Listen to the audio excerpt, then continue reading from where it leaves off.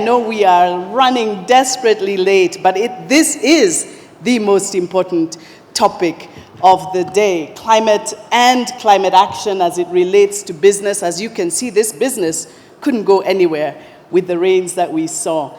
So if I can get my remarks, that's really, really good. So ladies and gentlemen, Madam Ambassador, distinguished ministers, leaders, and all of you who are here, attendees, thank you so much for this opportunity to be here with you and spend this day with you. I'm honored, really, to be able to share some of the insights our colleagues and I at the World Resources Institute are continuing to grapple with around the critical role of green businesses and investments and trade as it relates to driving and building climate resilience. We know that poverty is the chief driver of vulnerability, and a sustainable future, especially here on the continent, continues to depend on it.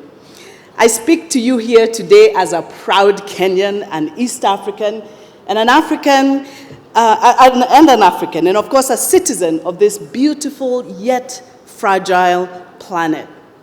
The fragility of this planet is abundantly clear to all of us, given what it took for us to get here this morning. The catastrophic flooding we are seeing in Nairobi, really unheard of, upending lives and livelihoods across this city and this region, even as we have heat waves in other parts of the world, is the reality. It is a stark reminder of the brutality that climate change will met against us if we do not take action. And action includes building resilience that is about economic prosperity.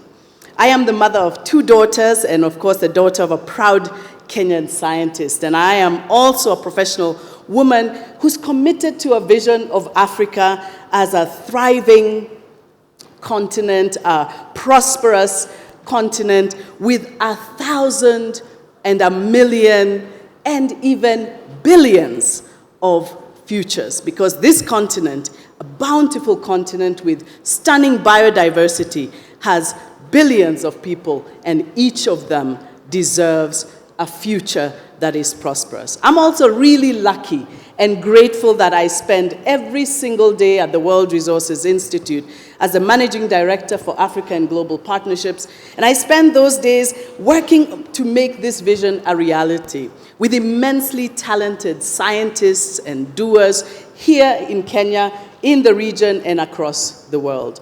Today we've heard a lot about Africa's potential, but it's really important that we ensure that we actually realize the potential. As you will have had me say many times, with the levels of poverty we have, climate vulnerability will continue to drive us down. And so to address climate change and build resilience, the sort of resilience we need on this continent, is also about actualizing green growth and the agenda for trade and investment and industrialization that brings dignified jobs, entrepreneurship, and of course the restoration of our landscapes. This will require genuine partnerships that put people of this continent at the center of everything we do. Ladies and gentlemen, we're living through a very interesting time, a moment like no other, where 2 realities are happening at the same time. On the one hand, anchored on the very well-known principle of common but differentiated responsibility, where Africa is going through some of the worst suffering for climate change, even though we didn't cause it, can't do much about it, and we are suffering so much from it. We face untold losses and damages, and the injustices of delayed climate finance. So climate justice remains at the center, even with such great potential, of our development conversations. Many of you will know that a country like Holland, which is actually lower in sea level than a country like Bangladesh, and yet Bangladesh is 15 times more vulnerable than is Holland, purely on the basis of the resilience that comes from economic prosperity. So addressing poverty directly is a critical cog in the wheel to drive development and in the wheel for climate action. On the other hand, we are also on the cusp, as we heard from Ambassador Whitman, of a new era of leadership in Africa, where even though we have those levels of poverty and vulnerability, we face an unprecedented confluence of opportunities. Around 630 million people lack electricity in our region, and yet, sub-Saharan Africa, the solar potential on this continent has been estimated to be 19 times the world's anticipated electricity demand for 2040. When you expand that to include other renewables as a whole, the potential goes up to 50 times. Think about that. With our potential in renewable energy, and we saw that in some of the presentation, the reality should be different, but it is not. 30% of Kenyans, for example, do not have access to electricity. And of the $150 billion invested in renewable energies worldwide in 2022, even though we are here in the Sun Belt, less than 1% was invested here on the continent. Less than 1%. So the absence of modern energy services continues to push us to the edge and limits economic opportunities, affecting overall well-being and deepening climate change vulnerability. So we've got to address that potential, and it has to flow from investment. A second example of potential at great risk is the abundance of critical minerals. This was also mentioned earlier today. The continent is blessed with an abundance of critical minerals that are needed to drive the renewable energy sector worldwide. Half of the world's cobalt, 35% of the world's nickel, 13% of the world's copper. The DRC holding 70% of the world's coltan reserves. But Africa continues to play on the commodity side of these value chains. If you consider a value chain like bauxite, the commodity side of the bauxite value chain is valued at around $11 billion. But the value chain higher up, closer to the aluminum side, is 100 times more, 7 trillion. So Africa must play higher up the value chain if we're going to build lasting intergenerational wealth for our people. Because, ladies and gentlemen, the sheer magnitude of the costs that we are seeing even here in Nairobi from the losses and damages will approach the trillions. It will not be in the billions, it will be in the trillions. Consider Pakistan. Just a few years ago, we will all remember the summer when Pakistan was submerged. The 5th most populous country in the world was submerged. A third of that country, 2 million homes destroyed. 90% of the crops destroyed in Sindh, which is the food basket for that country. The cost of recovery for Pakistan, one climate event in one country, $30 billion. Yes, one event in one country. So the finance and investment in the billions is needed, and it needs to be converted to trillions. And unless our countries are playing higher up all of these value chains, we will not be able to muscle the sort of resilience and the costs of addressing the losses. The truth is that with the sort of resources we have on this continent, we should be facing a more resilient and prosperous reality. There can be no green growth without investing in our people and their opportunities and their future. So the pathway to lasting resilience will need the sort of partnership and solidarity that is being discussed here at AMCHAM. So the Africa Climate Summit that we hosted here in Nairobi last year, and I'm sure the President will talk about that tomorrow, it presented a unique vision for Africa that is about inclusive, climate-positive green growth, that is about investing in Africa as a major industrial hub. At the end of the day, we all know that people everywhere want the same things, whether they're here in Nairobi or New York, whether they're in Kigali or Kalamazoo, a world that is safe and prosperous and that our children will thrive and flourish. If we don't make the right investments and send the right policy signals now, much of the potential that exists in this region will remain just that, potential. And that would be a tragedy not only for our continent, but also for the world. I really love Norman Borlaug. He was an environmental and plant scientist, a Nobel laureate himself, and he always used to say that about agricultural revolution, especially in the southern part of Africa, because a lot of people talked about the potential, the great potential. He said potential is great, but you can't eat potential. We have got to convert that potential into reality. And who can argue with that. It is an enormous positive potential that we have as a continent, but there are also very real risks of not realizing that potential and, in fact, squandering it. So I'm delighted that as a country we are in the forefront, but in fact, that Africa is still undercapitalized ought to concern everybody in this room. We know that renewables today are much cheaper to run than coal and gas plants in most countries on the continent, and it's so much harder to get them started. But that's because the cost of acquiring money in our region is still prohibitively high, whereas African countries today access capital at an average cost of 20 to 30%. 40% in DRC. Countries in Europe and other places access it at 5% or even less. It is an injustice and definitely a disgrace when we're talking about the sort of potential that needs to be unleashed and in the face of climate change needs to be unleashed urgently. So of course, trade with other markets is important, and the US and Kenya the US is Kenya's largest trading partner. I'm sure that's why we heard so much excitement and feeling good from the Ambassador Meg Whitman.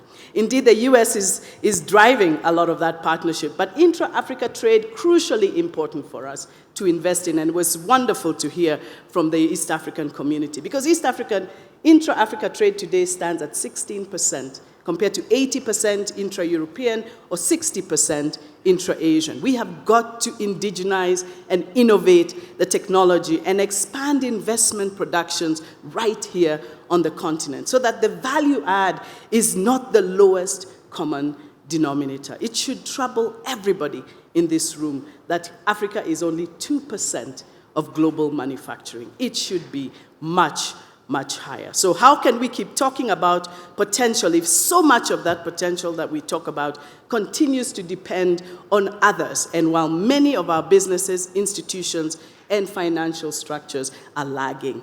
That's where we should spend our time and energy, because let's be honest, there's also plenty of potential, if we're not careful, that Africa will become the sweatshop of the world, the source of natural resources that are extracted and limited to no benefits for local communities. We have got to make sure that that future doesn't happen, leaving behind the sort of destruction and deforestation and devastation that we do not want to see.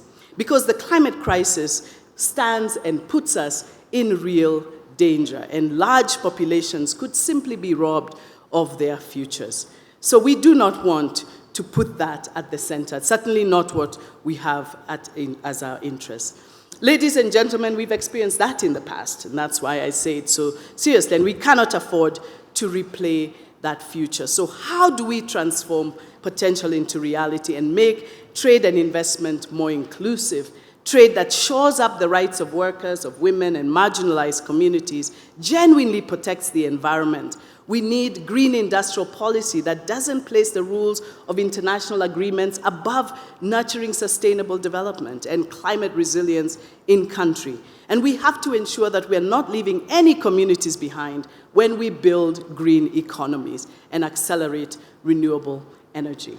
So let me close by focusing on some of the strategies for maximizing our potential, and in fact, sharing a few stories to illustrate that. Too often, I think, whether we are CEOs or industrialists, national politicians or financiers, or whether we're in DC, London, or Nairobi, we forget that our goal is actually the same: meaningful jobs that lead people to have a dignified life in a green environment on this viable planet. And I learned this so much from my mother, as June mentioned, the Greenbelt Movement's founder and Nobel Peace Prize winner, that in our daily work, it's ordinary people, the livelihoods and the families, their lived experiences and ecosystems that ultimately matter the most. I want to leave you with the faces of 2 or 3 entrepreneurs that are changing the face of this continent. First is Caroline Kariuki.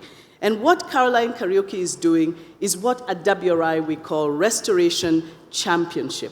With the Bezos Earth Fund and others, we're investing in champions like her in Ghana and the Rift Valley in Kenya, and in DRC, Rwanda, and Burundi. She's planting bamboo through her Greenport enterprises and using it to restore degraded landscapes, but also provide a source of income. So far, Caroline and Greenport have restored 1,600 hectares of land and planted 750 clusters of bamboo, empowering 2,000 smallholder farmers. And that's just one entrepreneur. In Rwanda, Pierre Damien from Shakina dries and packages cassava leaves and sells them on 350 hectares of land from 370,000 trees, restoring the landscape to prevent the sort of devastation we are seeing now, but at the same time, changing lives.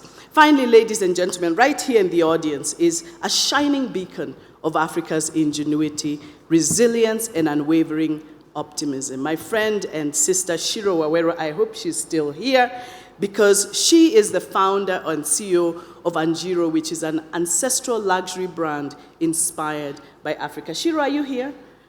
Yes, somewhere. Shiro embodies the very essence of what it means to be a true champion of the African spirit. With unparalleled patience, persistence, and unwavering commitment, she has dedicated herself to the betterment of this continent and its people. She carries a deep love of this land and its diverse cultures, never wavering in her belief of its potential and its endless beauty. In the face of adversity and challenges, very recently, Shiro's faced a very strong challenge.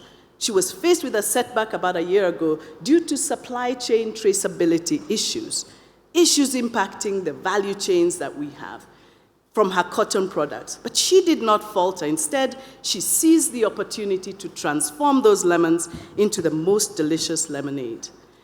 Driven by her passion and unyielding ingenuity, Shiro made the bold decision to work with local cotton farmers. We saw that. Shiro will be one of the off-takers, and venture into the realm of organically growing 6,500 mulberry trees and rearing her own silkworms to hand spin and weave her own silk.